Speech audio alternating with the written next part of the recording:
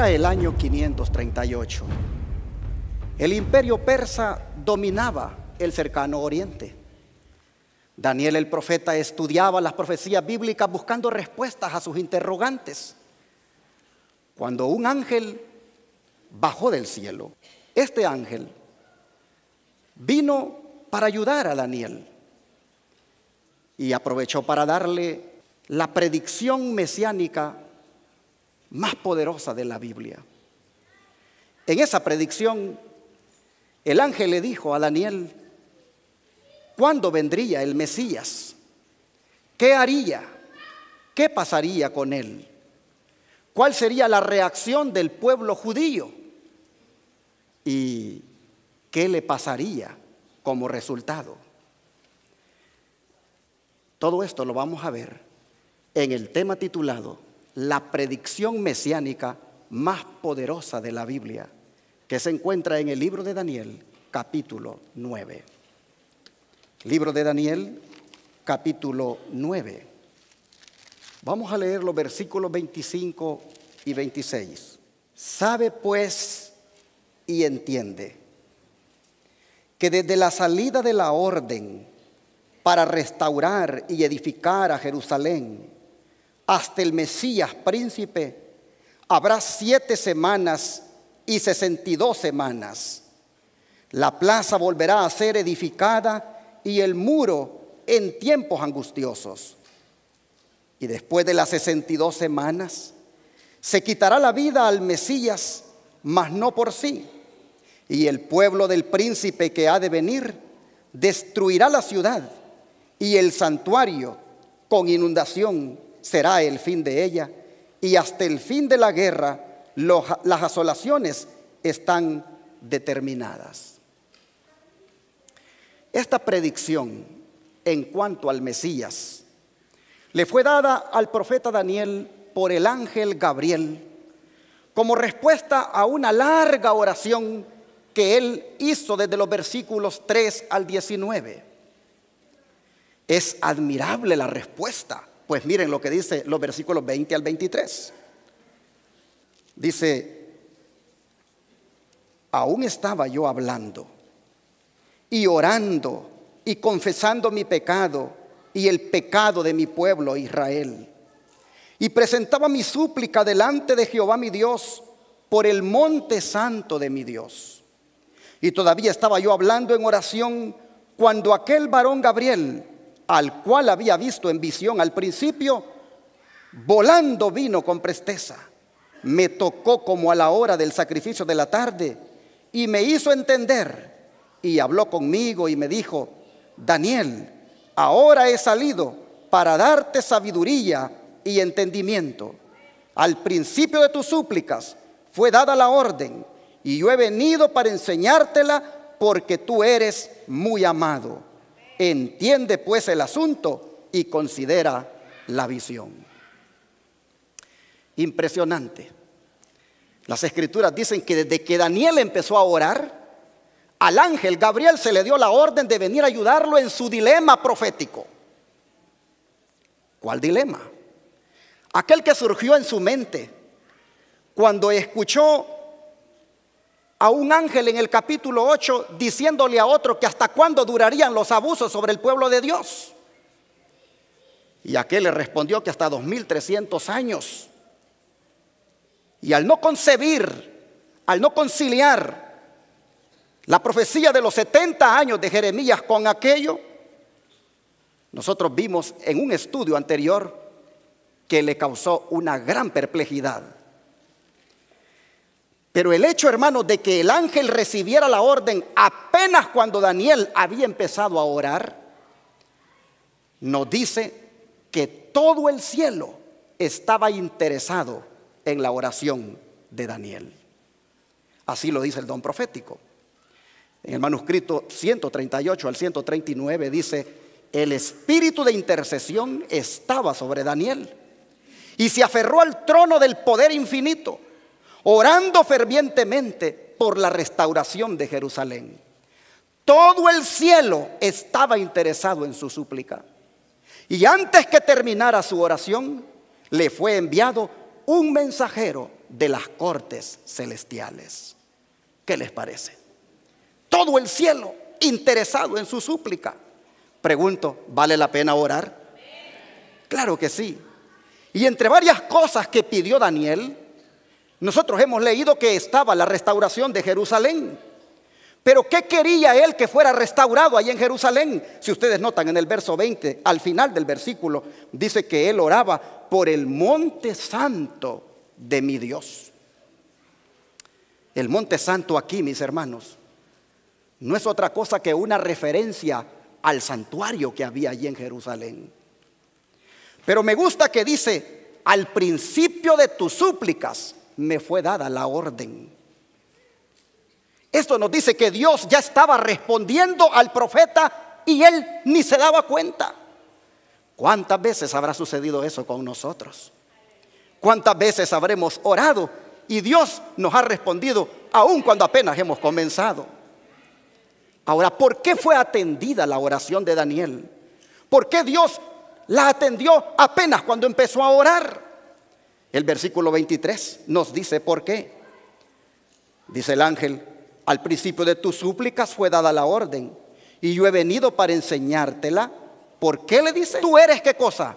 Muy amado. Qué hermosa declaración. Tú eres muy amado. Qué pensamiento más sublime este, hermanos.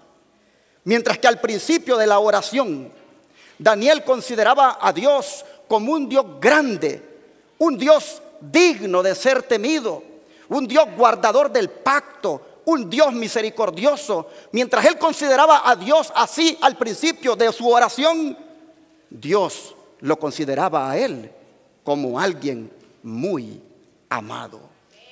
Ah, mi hermano, lo más bonito de todo esto es que así te considera a ti también, cuando con humildad le buscas en oración. La expresión eres muy amado nos dice que Daniel gozaba del favor de Dios. ¿Y cómo no podía ser así? Si él se había dispuesto desde joven a entregarle su vida al Señor. Él desde joven había dispuesto su corazón para servir solamente a Dios. Y yo te pregunto a ti, querido joven que estás aquí, ¿tú también gozas del favor de Dios? Imagínate todo lo que lograrías si gozaras del favor de Dios. Hay un llamado para los jóvenes esta mañana en el don profético. Vean ustedes. En Fundamentos de la Educación Cristiana, página 87, dice: si los estudiantes que atienden nuestros colegios estuvieran firmes y mantuvieran la integridad, si no se asociaran con los que caminan en senderos del pecado, ni fueran encantados por su amistad, como Daniel, gozarían del favor de Dios. Si descartaran las distracciones sin provecho y la complacencia del apetito, sus mentes estuvieran claras para la prosecución del conocimiento.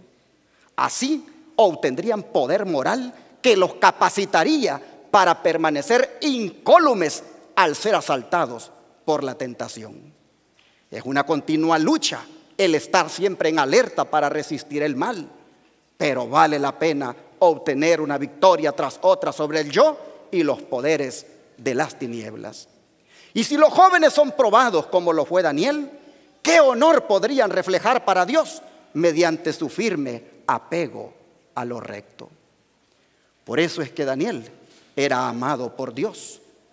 Y él, que no hace acepción de personas, ama igualmente a los jóvenes de la verdad presente, que se dispongan como Daniel a no contaminarse en esas redes sociales con la pornografía, con la música y con los demás vicios que se propagan hoy.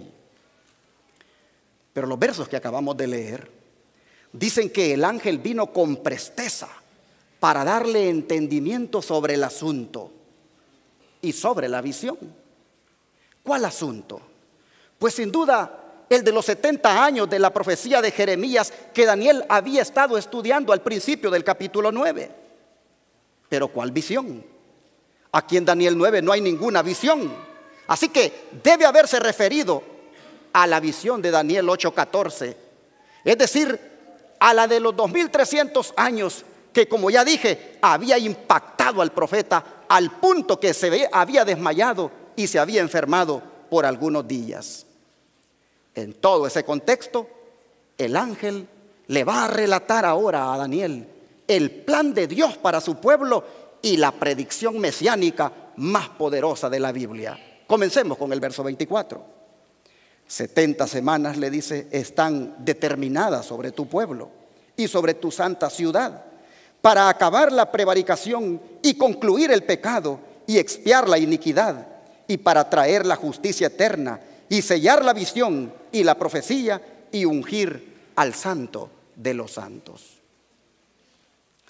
Quiero llamar su atención, hermanos, al hecho de que el ángel dice que 70 semanas están determinadas sobre tu pueblo, es decir, sobre el pueblo judío. Pero esta expresión, determinadas, en el idioma original, es decir, el hebreo, de donde ha sido traducida, realmente quiere decir cortadas. La pregunta es, ¿cortadas de dónde? Si este periodo de tiempo es justamente eso, un periodo de tiempo, entonces debe ser cortadas de otro periodo de tiempo más largo que este, por supuesto. Y en el contexto, el único periodo de tiempo que Daniel conocía era el de los 2300 tardes y mañanas que se encuentra en el capítulo 8, verso 14. Ya nosotros hemos estudiado esto anteriormente, pero esto que estoy diciendo es confirmado por el espíritu de profecía al decirnos que las 70 semanas serían descontadas de allí, de los 2300 años. Miren ustedes esta declaración. Conflicto de los siglos, página 372 a la 373, dice: la palabra traducida por determinadas significa literalmente descontadas. El ángel declara que 70 semanas, que representaban 490 años, debían ser descontadas por pertenecer especialmente a los judíos. ¿Pero de dónde fueron descontadas? Como los 2300 días son el único periodo de tiempo mencionado en el capítulo 8, deben constituir el periodo del que fueron descontadas las 70 semanas. Las 70 semanas deben, por consiguiente, formar parte de los 2300 días. Pero, ¿por qué el conflicto de los siglos acaba de decir aquí que las 70 semanas representan 490 años? Porque, hermanos, al ser parte de los 2300 días, y estos equivalían a años, lógicamente las 70 semanas igualmente tenían que ser semanas de años. ¿Por qué decimos que los 2300 días representaban años? Porque los acontecimientos que acontecerían durante ese periodo nunca se pudieron haber cumplido en días literales. Hoy que los tiempos han pasado, nosotros podemos comprobar que realmente así ha sido. Pero ¿de dónde sacamos ese principio de interpretación profética de que un día en profecía equivale a un año? ¿Será este un invento de los adventistas o estará sustentado en la palabra de Dios? Miremos algunos textos. Números 14:34, por ejemplo. Aquí encontramos que dice: conforme al número de los días de los 40 días en que reconocisteis la tierra, llevaréis vuestras iniquidades 40 años, un año por cada día, y conoceréis mi castigo. Estas palabras fueron dichas para aquel pueblo incrédulo que no quiso entrar a la tierra prometida, cuando después de 40 días de ser inspeccionada por los espías, ellos decidieron mejor rebelarse y no entraron. Por los 40 días que duró la expedición, Dios dijo: 40 años entonces se quedarán en el desierto. Aquí vemos aplicado el principio de día por año. Pero veamos Ezequiel 4, versos 5 y 6. Ezequiel 4, vamos a leer desde el 4. Ezequiel 4, verso 4. Y tú te acostarás sobre tu lado izquierdo, y pondrá sobre él la iniquidad de la casa de Israel. El número de los días que dormirá sobre él llevará sobre ti la iniquidad de ellos. Yo te he dado los años de su iniquidad por el número de los días, 390 días.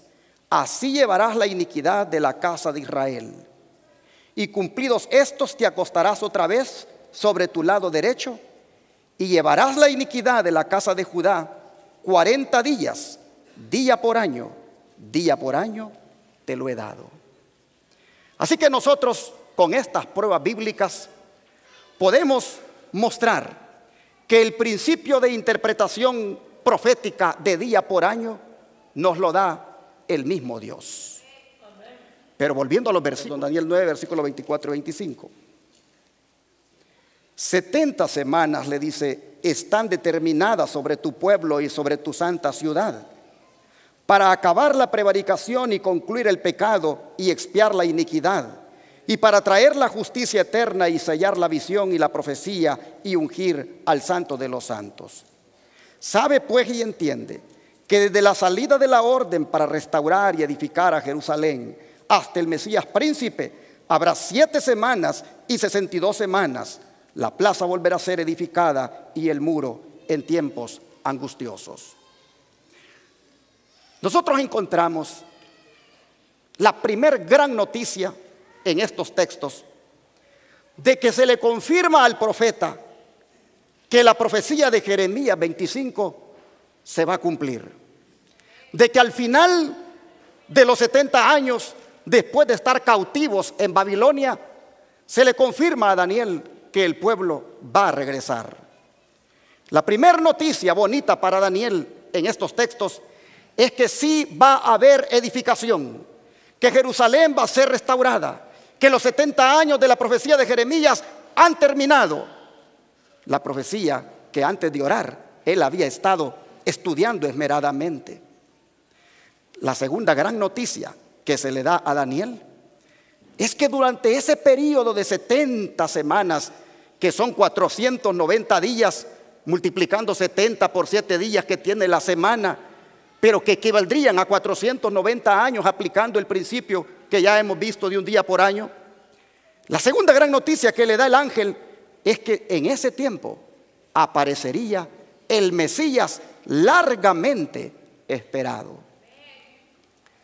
Tendrían el privilegio de que Dios los visitaría.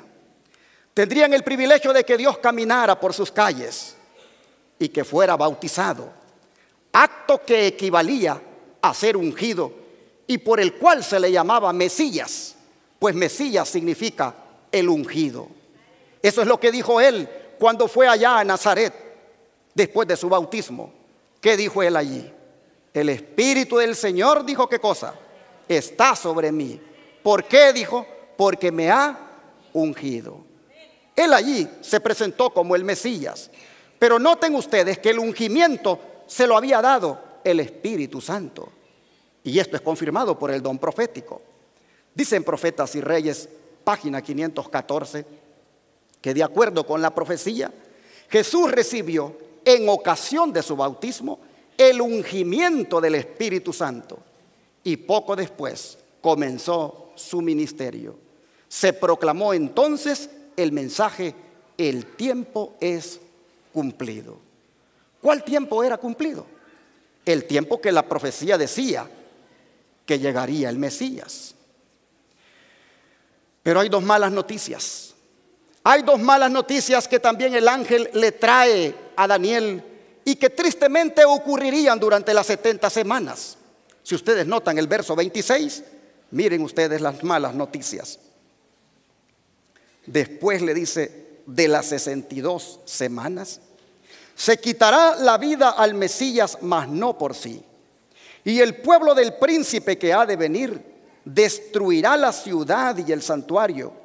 Con inundación será el fin de ella, y hasta el fin de la guerra las asolaciones están determinadas. Hermanos, Daniel debe haber sentido emociones encontradas aquel día, porque tristemente también se entera de que su Mesías tan largamente esperado se le iba a quitar la vida. Y también se le dice que el templo sería destruido nuevamente. Babilonia se los destruyó cuando fue llevado cautivo. Ellos al regresar reconstruirían los muros y por ende el templo. Pero lamentablemente se le dice que se los volverían a destruir. Pero ¿cuándo se cumplirían, hermanos, estas cosas del Mesías que la profecía decía?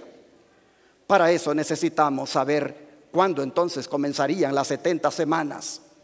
Afortunadamente este dato también nos lo da el ángel Gabriel al principio del verso 25. Pues vean lo que dice: sabe pues y entiende que desde la salida de la orden para restaurar y edificar a Jerusalén hasta el Mesías príncipe, habrá 7 semanas y 62 semanas. La plaza volverá a ser edificada y el muro en tiempos angustiosos.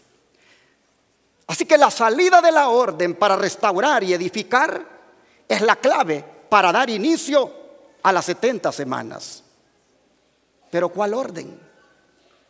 ¿Cuál orden si la Biblia registra por lo menos 3 órdenes? ¿Cuál de ellas debemos tomar como el inicio? La primera de las 3 órdenes fue dada por Ciro en el año 537 antes de Cristo. La segunda fue dada por Darío I Gistaspes en el año 519.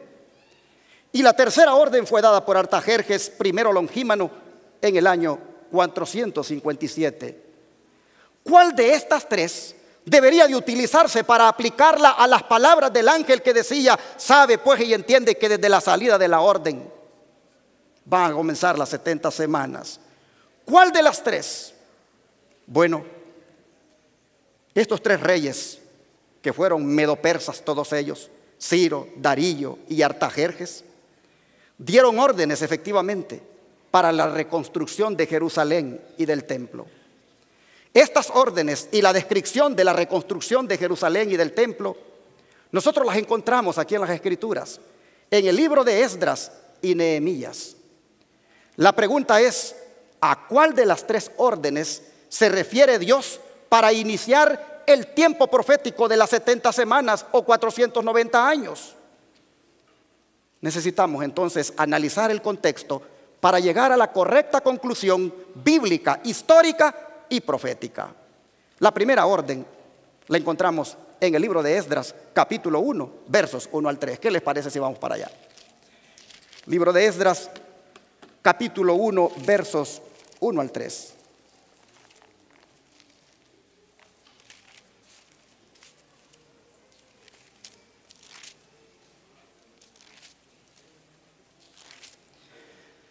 Y la palabra de Dios nos dice: en el primer año de Ciro, rey de Persia, para que se cumpliera la palabra de Jehová por boca de Jeremías, Jehová despertó el espíritu de Ciro, rey de Persia, el cual hizo pasar pregón por todo su reino y también por escrito, diciendo: así ha dicho Ciro, rey de Persia: Jehová Dios de los ejércitos me ha dado todos los reinos de la tierra y me ha mandado que le edifique casa en Jerusalén que está en Judá. ¿Quién hay entre vosotros de todo su pueblo? Sea Dios con él y suba a Jerusalén que está en Judá y edifique la casa a Jehová Dios de Israel. Él es el Dios, la cual está en Jerusalén.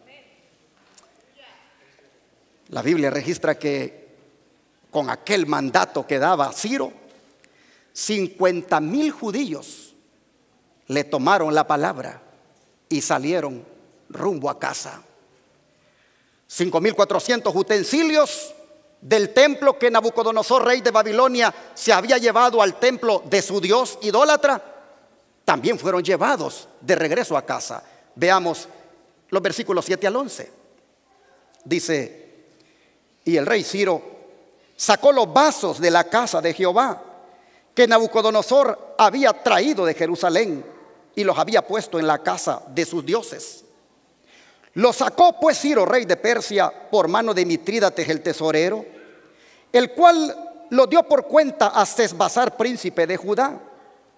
Y esta es la cuenta de ellos: 30 tazones de oro, 1000 tazones de plata, 29 cuchillos, 30 tazas de oro, otras 410 tazas de plata y otros 1000 vasos. Todos los vasos de oro y de plata fueron 5400. Todos los hizo llevar Sesbazar con los que subieron del cautiverio de Babilonia a Jerusalén. ¿Decimos amén? ¿Saben por qué les pregunto si dicen amén?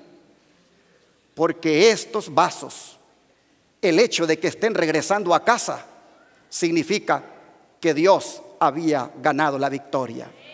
Pues habían sido usados de una manera sacrílega en aquella fiesta de Belsasar, al beber vino en algunos de ellos. Pero ahora que están siendo retornados al lugar donde deberían estar, el nombre de Dios se había vindicado. Bueno, ustedes pueden ver el capítulo 2, versículos 64 y 65, algo más sobre esto. Siempre de Esdras, capítulo 2, versículos 64 y 65. Dice: toda la congregación unida como un solo hombre era de 42.360, además de sus siervos y siervas, los cuales eran 7.337 y tenían 200 cantores y cantoras. Desafortunadamente, más adelante la Biblia registra que ellos al llegar allá se encontraron con muchos problemas, pues hubo una firme oposición de los habitantes de Samaria para que ellos reconstruyeran el templo. Y aquella reconstrucción se prolongó y no prosperó, según aparece en los versículos siguientes. De manera que fue necesario una segunda orden, la de Darío I Gistaspes, la cual fue dada en el año 519. Esta orden la encontramos aquí en Esdras capítulo 6, versos 11 y 12. Y la palabra dice: también he dado por mí mandamiento: cualquiera que altere este decreto, le sea arrancado un madero de su casa, y que alzado sea colgado en él, y su casa sea hecha muladar por esto. Y el Dios que hizo habitar allí su nombre, destruya a todo rey y pueblo que pusiere su mano y lo altere para destruir esta casa de Dios, la cual está en Jerusalén. Yo, Darío, he dado el decreto y sea hecho prestamente. Así que por causa de la oposición y porque la reconstrucción todavía no estaba concluida, para que no cesara la obra, fue necesario este segundo decreto. Leamos Esdras 5, verso 16. Interesante lo que aquí dice.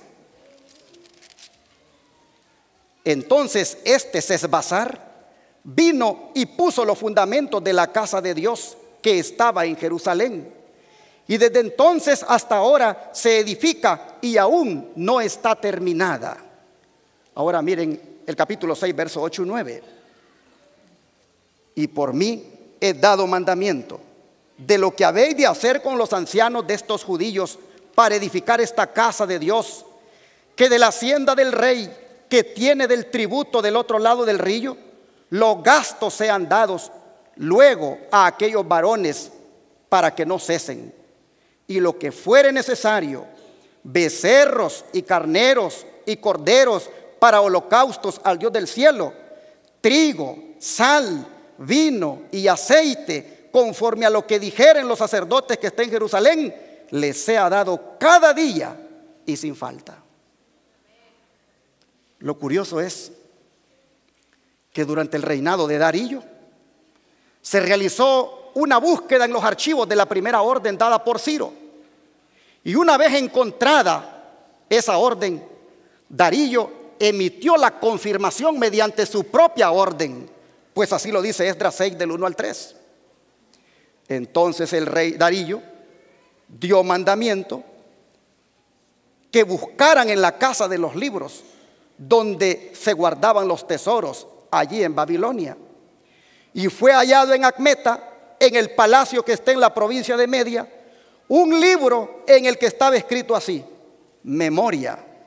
En el año primero del rey Ciro, el mismo rey Ciro dio mandamiento acerca de la casa de Dios que estaba en Jerusalén, para que fuera edificada la casa, lugar donde se ofrecen sacrificios, y que sus paredes fuesen firmes, su altura de 60 codos y de 60 codos su anchura.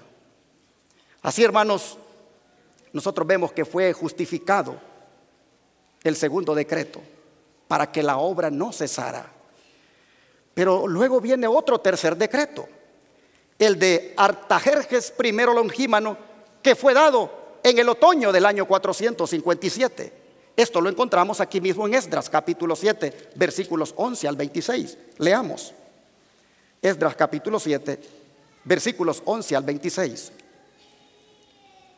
Dice: esta es la copia de la carta que dio el rey Artajerjes a Esdras, sacerdote, escriba instruido en las palabras de los mandamientos de Jehová y de sus estatutos a Israel.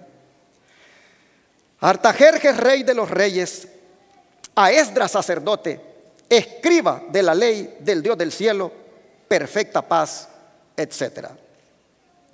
Por mí he dado mandamiento que cualquiera que quisiere en mi reino del pueblo de Israel y de sus sacerdotes y levitas ir contigo a Jerusalén, que vaya.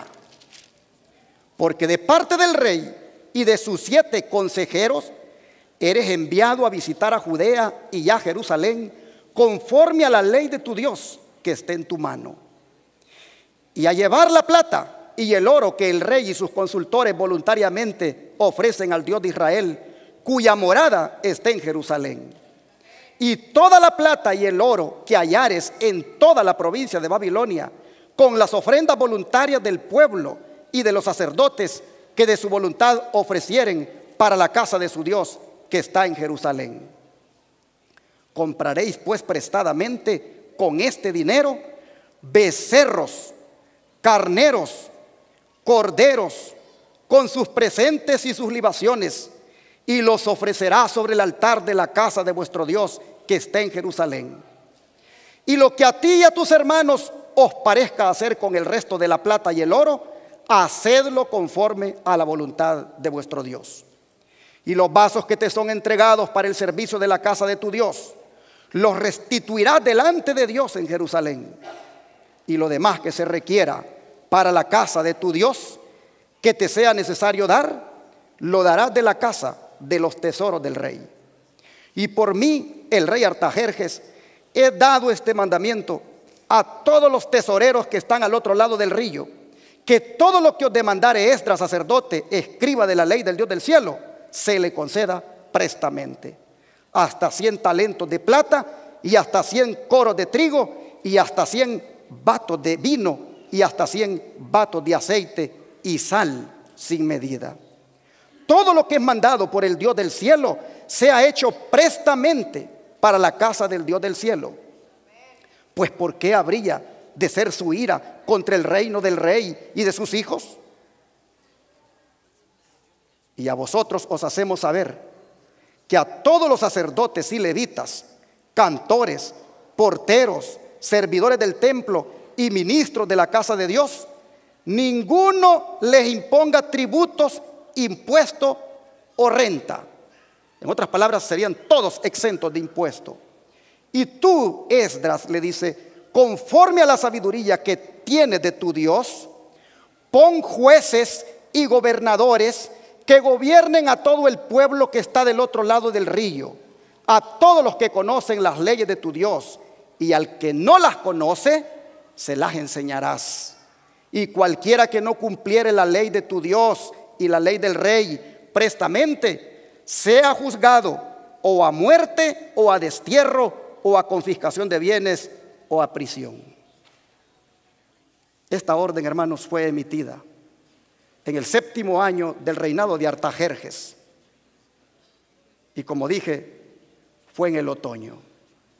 Pero si ustedes notaron, esta orden fue superior a las otras dos órdenes, pues esta orden era completa. Se permitía el nacimiento legal de la nación judía con su capital Jerusalén. Se le otorgaba prácticamente autonomía e independencia. Se le dice que ponga jueces y gobernadores. Gracias a esta tercera orden, los judíos pusieron esos gobernadores, jueces y sacerdotes con plena autoridad tanto política como religiosa. Además, este tercer decreto los liberaba de tributos, de contribuciones o rentas a los medopersas. Fue gracias a esta tercera orden que finalmente el templo se construyó. Cuando la tercera orden, esta que acabamos de leer, fue llevada por Esdras a Jerusalén, un tiempo después del quinto mes del reinado de Artajerjes, sucedió, dice la Biblia, que entregaron los despachos del rey a sus sátrapas y capitanes del otro lado del río, los cuales le ayudaron al pueblo y a la casa de Dios. Eso está en Hechos 8:36. En Esdras 8:36. Dice: y dieron los despachos del rey a sus gobernadores y capitanes del otro lado del río, los cuales favorecieron al pueblo y a la casa de Dios. Los despachos del rey. Ya esto nos dice, hermanos, que allí estaban incluidos todos los decretos, pero cerrando en definitivamente la orden con la del rey Artajerjes. Bueno, la sierva del Señor Elena White, en la Review and Herald del 28 de marzo de 1907, hablando de esto, dice: el año, dice, en que Ciro sucedió a Darío el Medo en el trono de Medo-Persia, marcó el cumplimiento de los 70 años desde que el primer grupo de hebreos había sido llevado cautivo a Babilonia por Nabucodonosor. Daniel, quien estaba familiarizado con las profecías de Jeremías e Isaías tocante a la duración del cautiverio y con las profecías de Isaías respecto a la restauración por decreto de Ciro, aún vivía y ocupaba un puesto de gran responsabilidad en la corte de Medo-Persia. Su fe en estas profecías lo llevó a suplicar a Dios a favor de su pueblo. Y ahora, cuando llegó el tiempo para reconstruir el templo en Jerusalén, Dios impresionó a Ciro como su agente para que atendiera las profecías concernientes a él mismo y para permitir al pueblo judío su libertad. Y además, Ciro, como hemos leído, les proporcionó las necesarias facilidades para la reconstrucción del templo del Señor. Mientras Daniel oraba, Dios estaba obrando en el corazón de los reyes para que se cumpliera todo su anhelo. El conflicto de los siglos sigue hablando y dice: las 70 semanas deben por consiguiente formar parte de los 2300 días y ambos periodos deben comenzar juntos. El ángel declaró que las 70 semanas datan del momento en que salió el edicto para reedificar a Jerusalén. Si se puede encontrar la fecha de aquel edicto, queda fijado el punto de partida del gran período de los 2300 días. Ese decreto se encuentra en el capítulo 7 de Esdras. Fue expedido en su forma más completa por Artajerjes, rey de Persia, en el año 457 a.C. Pero en Esdras 6:14 se dice que la casa del Señor fue edificada en Jerusalén por mandamiento de Ciro, por mandamiento de Darío y también por mandamiento de Artajerjes, rey de Persia. Estos tres reyes, al expedir el decreto y al confirmarlo y completarlo, lo pusieron en la condición requerida por la profecía para que marcara el principio de los 2300 años, tomando el año 457 antes de Cristo, en que el decreto fue completado como fecha de la orden. Se comprobó que cada especificación de la profecía referente a las 70 semanas se había cumplido. Hermanos, los judíos se perdieron por no haber entendido la primera parte de la profecía de los 2300 años, es decir, las 70 semanas. Y en este tiempo mucha gente se va a perder por no entender la última parte de la profecía de los 2300 años. En el conflicto de los siglos dice: las 70 semanas deben por consiguiente formar parte de los 2300 años, y ambos periodos deben comenzar juntos. Bueno, el ángel le da a Daniel en forma de 3 bloques ese periodo de las 70 semanas. Si ustedes notan el texto que leímos, vamos al Daniel 9. Nosotros encontramos aquí en el verso 25: sabe pues y entiende que desde la salida de la orden para restaurar y edificar a Jerusalén hasta el Mesías príncipe habrá 7 semanas y 62 semanas. Vean ustedes los bloques, uno de 7 y otro de 62. La plaza, dice, volverá a ser edificada, y el muro en tiempos angustiosos. Y luego, si ustedes ven el verso 27, dice: y por una semana confirmará el pacto con muchos. Así que se lo da en bloque de semanas el periodo de las 70. El primer bloque dice que son 7 semanas, que multiplicados por día, y estos equivalentes a años, eran 49 años. Estos 49 años comenzarían desde el año 457, cuando Artajerjes dio el decreto para restaurar a Jerusalén, y llevarían hasta la restauración de Jerusalén. El segundo periodo, que era de 62 semanas, o sea 434 años, estos arrancarían desde la restauración de Jerusalén hasta cuando el Mesías sería ungido en el día de su bautismo, que fue en el año 27. En Profetas y Reyes, página 473, nosotros encontramos más respaldo para esto. Dice: la reedificación de las defensas de Jerusalén no progresó sin impedimentos. Satanás estaba obrando para incitar oposición y desaliento. 3 hombres, Sanbalat, Tobías y Gesem, sus principales agentes en aquel movimiento, se dedicaron a estorbar la obra de reconstrucción. Procuraron ocasionar división entre los obreros, ridiculizando los esfuerzos de los constructores y declarando imposible la empresa y prediciendo que fracasaría. Tenía que darse así, porque la profecía lo había predicho, de que esos muros se construirían en tiempos angustiosos. Pues dice el profeta Nehemías que cuando estaban construyendo los muros, mientras estos hombres, Sanbalat, Tobías y Gesem, provocaban al pueblo, el pueblo tenía que estar construyendo con una mano en el pico o en la pala y con la otra mano en la espada, porque el peligro era latente. Realmente fue construido los muros y el templo en tiempos angustiosos. Pero la tercera semana, esta que era de 7 años, porque 7 días equivaldrían a 7 años, iban a ir desde el bautismo de Jesucristo, pasando por su muerte en el año 31 hasta el apedreamiento de Esteban en el año 34, que prácticamente le cerraría toda oportunidad a los judíos. Por eso hemos dicho que esta es la predicción mesiánica más poderosa de la Biblia, porque aquí a Daniel se le dijo cuándo vendría el Mesías, cuándo moriría, cuál sería la reacción del pueblo judío para con él y qué le vendría como resultado. Mis hermanos, el conflicto de los siglos, página 375, hablando de esta última semana de años, dice: en otra semana confirmará el pacto a muchos. La semana de la cual se habla aquí es la última de las 70. Son los 7 últimos años del periodo concedido especialmente a los judíos.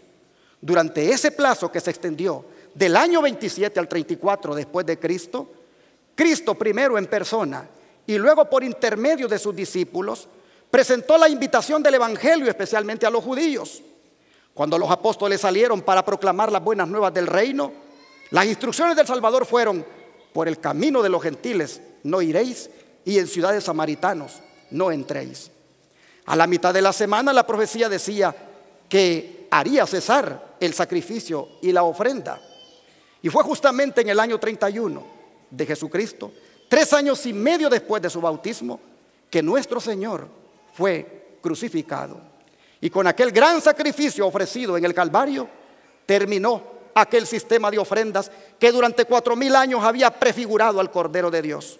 Allí el tipo se encontró con el antitipo y todos los sacrificios y oblaciones del sistema ceremonial, por supuesto, debían cesar. Pero si ustedes notan, en esa última semana dice, vamos a leer desde el 26 y 27. Después de las 62 semanas se quitará la vida al Mesías, mas no por sí. Y el pueblo del príncipe que ha de venir destruirá la ciudad y el santuario. Con inundación será el fin de ella, y hasta el fin de la guerra las asolaciones están determinadas.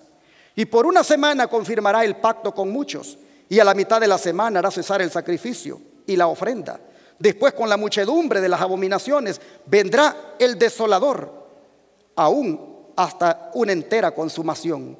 Y lo que está determinado se derramará sobre el pueblo asolado. Por haber rechazado a Jesucristo, el pueblo judío, por haberle dado muerte, prácticamente firmó su sentencia.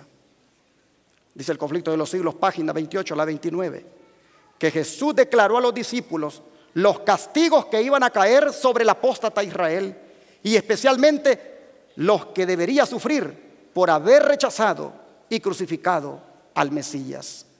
Iban a producirse señales inequívocas, precursoras del espantoso desenlace. La hora aciaga llegaría presta y repentinamente. Y el Salvador advirtió a sus discípulos y les dijo: por tanto, cuando viereis la abominación del asolamiento, que fue dicha por Daniel profeta, que estará en el lugar santo, el que lee entienda, entonces los que estén en Judea huyan a los montes.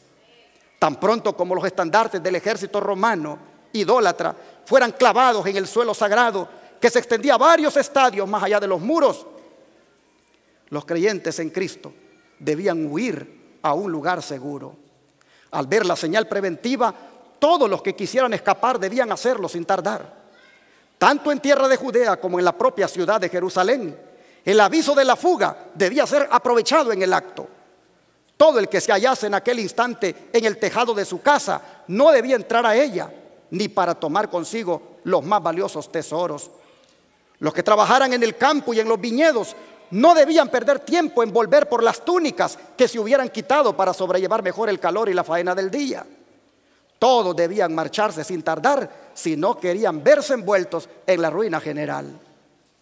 Sigue diciendo el Conflicto de los Siglos 39 a la 41 en esas páginas, que una vez se destruyó el templo, no tardó la ciudad entera en caer en poder de los romanos.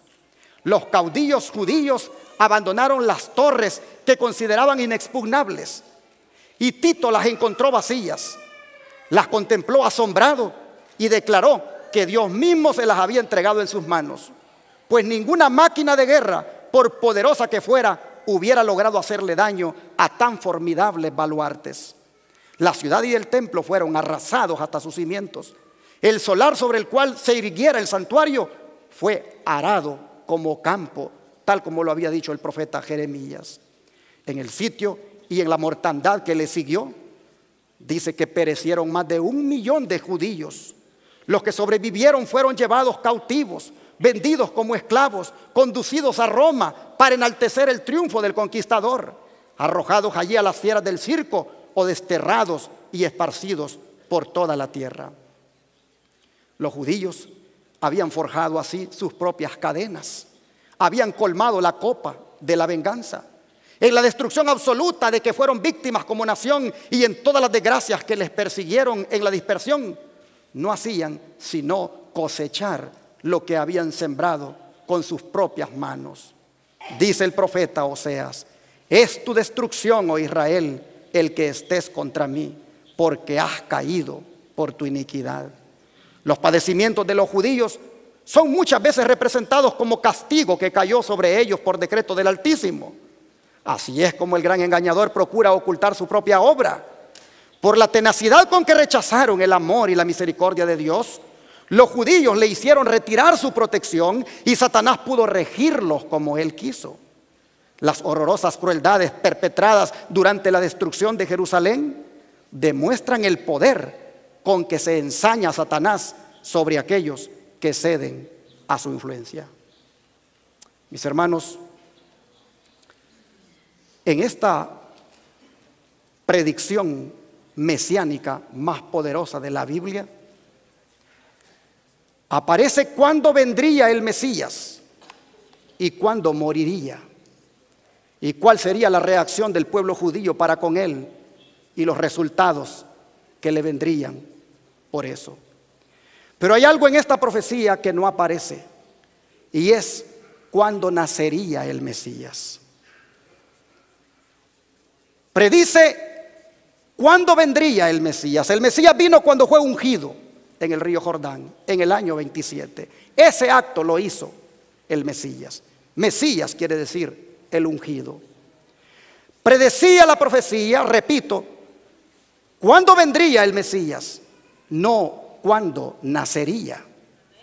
De manera que lo que están haciendo muchas iglesias ahora, celebrando el nacimiento de Cristo en estos días, simplemente raya en el paganismo. Y las iglesias que dedican tiempo en estos días para celebrar Navidad, para celebrar el nacimiento de Cristo, lo único que están haciendo esas iglesias es fomentando el paganismo en sus feligreses. No hay fundamento alguno para celebrar un nacimiento de Cristo en estos días.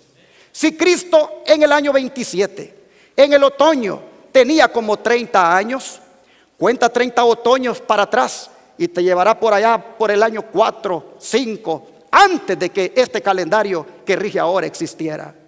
Y encontrarás que en el otoño podían perfectamente los pastores estar velando sus rebaños, pues no existía el frío que hay ahora en estos días allá en Jerusalén. De manera que la profecía solo nos decía cuándo vendría el Mesías, qué haría, qué pasaría con él, cuándo moriría. Pero si esta profecía de las 70 semanas terminó en el año 34 con grandes eventos como esto que acabo de mencionar y el apedreamiento de Esteban, también la profecía de los 2300 años terminaría con un grande evento. ¿De qué evento estamos hablando? Eso lo miraremos en el próximo estudio profético. Por ahora, démosle gracias a Dios por nuestro Mesías, porque en el tiempo señalado vino a morir por nosotros. En el tiempo señalado nuestro Mesías apareció en el mundo para salvarnos a todos nosotros. ¿Has hecho tú de Cristo tu Mesías? ¿Has hecho tú de Cristo tu Mesías, tu Salvador, tu Libertador? Oh, hermanos, yo quisiera animarte a que si no has hecho de Cristo tu Mesías, lo hagas prontamente, porque Israel, por no haber hecho de él su Mesías, ya hemos leído todo lo que le vino. No lo vamos a hacer por miedo, sino por amor. Pero hagamos de Cristo nuestro Mesías, hagamos de Cristo nuestro Salvador, hagamos de Cristo nuestro Libertador. Yo pregunto en esta hora, ¿habrá alguien aquí entre nosotros que quisiera hacer de Cristo su Mesías? Es más, ¿habrá alguien aquí entre nosotros que quisiera afirmarse como seguidor del Mesías? Oh, hermanos, yo quisiera ahora hacer una oración de agradecimiento por ese Mesías que vino, por ese Mesías que en la profecía, en su tiempo exacto, apareció en el mundo. Yo quisiera ahora agradecer a Dios con una oración por ese Mesías que me libertó del pecado. Pregunto en esta hora, ¿habrá alguien entre todos ustedes que quiera venir aquí adelante para que hagamos una oración de agradecimiento por nuestro Mesías? ¿Quién quisiera venir aquí adelante y participar de esta oración de agradecimiento por la libertad que Él nos ha dado, la libertad del pecado? Yo esperaré a los que quieran venir a participar de esta oración.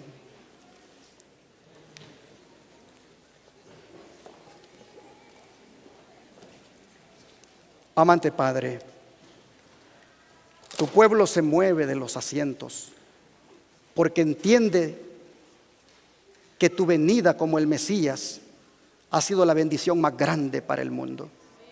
Tu pueblo se mueve de los asientos confirmando, Señor, que quiere seguir siendo el seguidor del Mesías.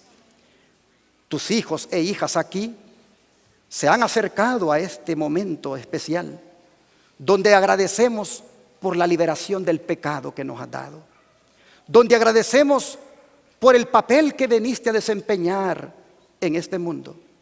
Tu pueblo aquí, Señor, agradece porque en el tiempo señalado tú viniste a cumplir el papel de Mesías. Y Padre, qué bendición la nuestra de haberte conocido. Qué bendición la nuestra de haber sido rescatados de la vana manera de vivir, de las garras del enemigo, para disfrutar de esta libertad en ti. Oh Señor, te ruego que aquel que no haya todavía aceptado a ti como el Mesías de su vida, hoy, Señor, abra su corazón y te reciba como su libertador. Oh Padre, los que ya venimos hace tiempos caminando contigo, te rogamos, Señor, que sigamos disfrutando de esta libertad. Libértanos, Señor, del pecado. Danos victoria sobre él. Y Padre, queremos que cuando vengas en gloria y majestad para llevar a aquellos que hicieron de ti su Mesías, queremos entonces, Señor, que ahí estemos todos para darte la bienvenida. Gracias por tu palabra y gracias por las profecías bíblicas. En el nombre de Jesús. Amén.